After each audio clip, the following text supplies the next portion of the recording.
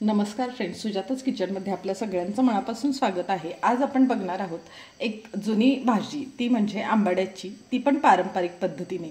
तर व्हिडिओ शेवटपर्यंत नक्की बघा। तर मी इथं त्यासाठी एक आंबाडीची पेंडी घेतलेली आहे, स्वच्छ निवडून घेतलेली आहे। बघू शकता तुम्ही, छान कोवळी हिरवीगार भाजी आहे ही। आणि आपल्याला लागणार आहे इथे मी 2 ते 3 चमचे तुरीची डाळ 1 तासभर आधी भिजत घातली होती। हे ओले अख्खे शेंगदाणे आहेत, ओल्या शेंगातले काढून घेतलेले आहेत। 2 ते 3 चमचे तांदूळ घेतलेले आहेत। तांदूळ बारीकच आहेत त्यामुळे अख्खेच घेतलेले आहेत। तुम्ही थोडेसे कुटून पण घेऊ शकता। इथे मी 2-3 हिरव्या मिरच्या आणि 5-6 लसणाच्या कुड्यांचा मोठं वाटण केलेलं आहे, ते घेतलेलं आहे। एक कांदा घेतलेला आहे बारीक कट करून, आणि हे कच्चे शेंगदाणे आहेत जे मोठे कुटून घेतलेले आहेत खलबत्त्यात, आणि चवीनुसार मीठ घेतलेलं आहे। तर आता ही आंबाड्याची भाजी आपण 2 ते 3 वेळा स्वच्छ धुवून घेतलेली आहे। त्याच्यात आता एक तांब्याभर पाणी घालूया आपण, आणि ही भाजी आपण मोठ्या गॅसवर 1-2 मिनिटं वाफवायला ठेवूया। खूप वेळ नाही शिजवायची आपल्याला ही भाजी। 1-2 मिनिट फक्त पाण्याला व्यवस्थित उकळी येऊपर्यंतच ही भाजी आपण वाफवून घेणार आहे। अधूनमधून थोडीशी हलवत राहायची। ही भाजी वाफवून होईपर्यंत आपण जे तांदूळ घेतलेले ते आपण भिजत ठेवूया।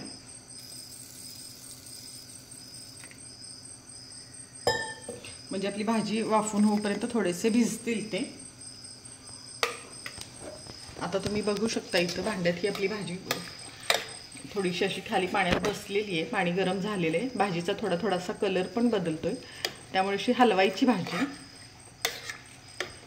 नाहीतर वरची भाजी तशीच हिरवी राहते, खालचीच भाजी वाफवली जाते फक्त। त्यामुळे अशी हलवत थोडीशी वाफवून घ्यायची ही भाजी।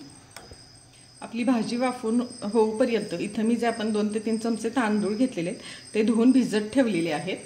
आता इथं बघू शकता तुम्ही, आपली भाजी वाफवायला लागलेली आहे। छान असा भाजीचा कलर बदलतोय। कंटिन्यू अशी हलवायची थोडीशी भाजी, म्हणजे व्यवस्थित वाफवली जाते। खूप वेळ आपल्याला वाफवायची नाहीये भाजी, 1 मिनिटभरच वाफवून घ्यायची। बघू शकता तुम्ही, आता आपली भाजी कमी पण दिसत आहे खूप। अजून एक अर्धा मिनिट वाफवून घेऊन आपण गॅस बंद करूया। भाजीचा कलर पूर्ण चेंज झालेला आहे आपल्या भाजीचा।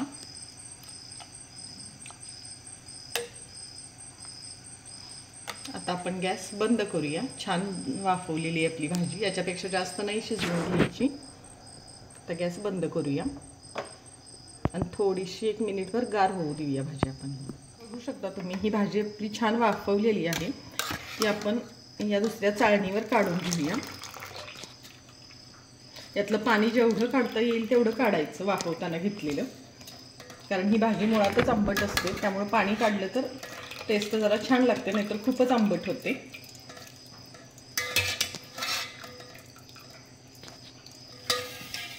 आता याच्यावर लगेच आपण थोडंसं गार पाणी घालून घेऊया।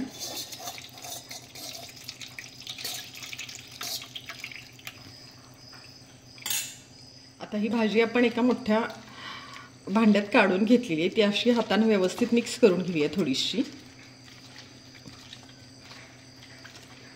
बऱ्यापैकी पाणी आपण यातलं काढून घेतलेलंच होतं।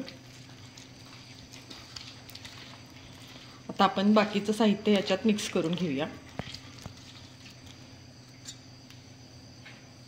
शेंगदाणे, तुरीची डाळ भिजवलेली,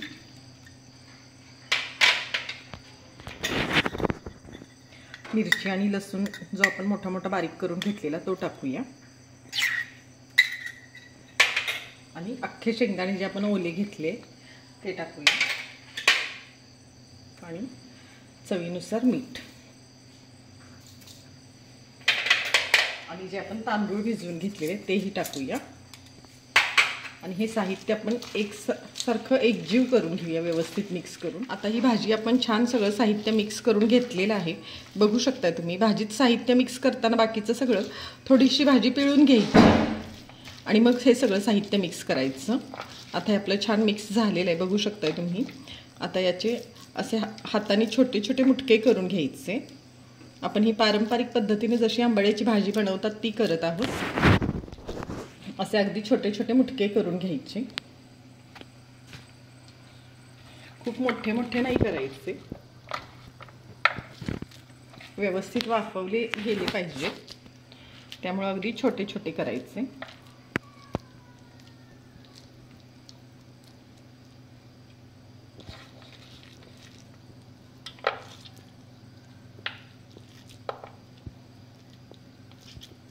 आता आपण अशाच प्रकारे भाजीचे हे सगळे मुटके करून घेऊया।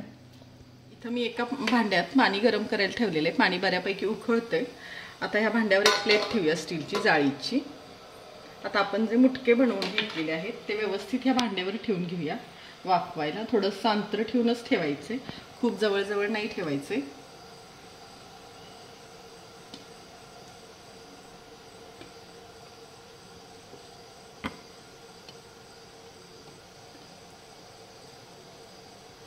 गॅस आता तरी आपला मोठाच आहे।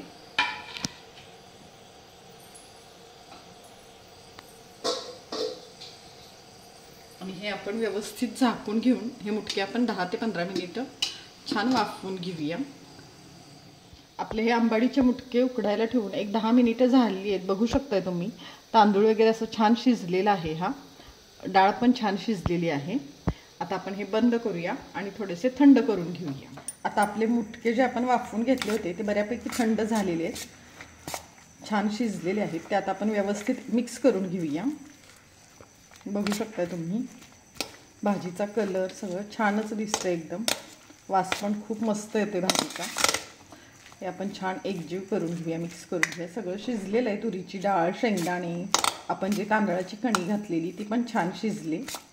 ही भाजी तुम्ही अशीही खाऊ शकता, त्याच्यावरून कच्चा कांदा थोडंसं तेल टाकून अशीच खाऊ शकता, पण मी थोडीशी परतून घेणार आहे। परतून घेतली की भाजी छान लागते टेस्टला। इथं मी एका कढईत तेल गरम करायला ठेवलेलं एक चमचाभर, त्याच्यात आता कांदा टाकूया आपण जो एक घेतलेला बारीक कट करून तो।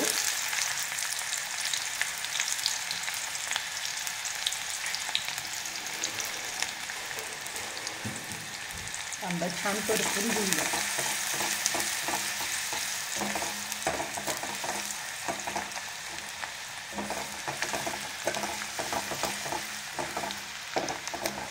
भाजीत असाही नुसता कच्चा कांदा टाकून खाल्ला तरी ही भाजी छानच लागते, पण ही परतून घेतलेली भाजी थोडीशी राहते व्यवस्थित।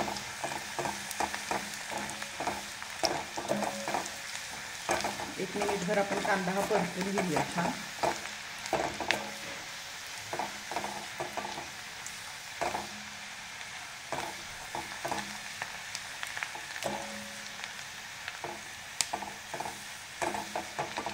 बऱ्यापैकी परतला आहे आपला कांदा। आता आपण ही भाजी टाकूया त्याच्यात, दुसरं काहीही आपण पुन्हा टाकणार नाहीये।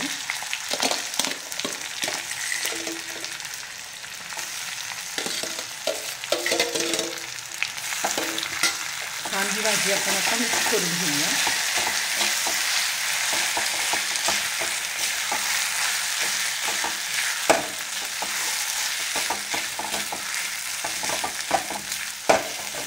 आधीच आपली भाजी छान शिजलेली आहे, त्यामुळे आता पुन्हा शिजवायची गरज नाही। फक्त एक मिनिटभर आपण व्यवस्थित मिक्स करून घेणार आहे तेलात कांदा वगैरे सगळं।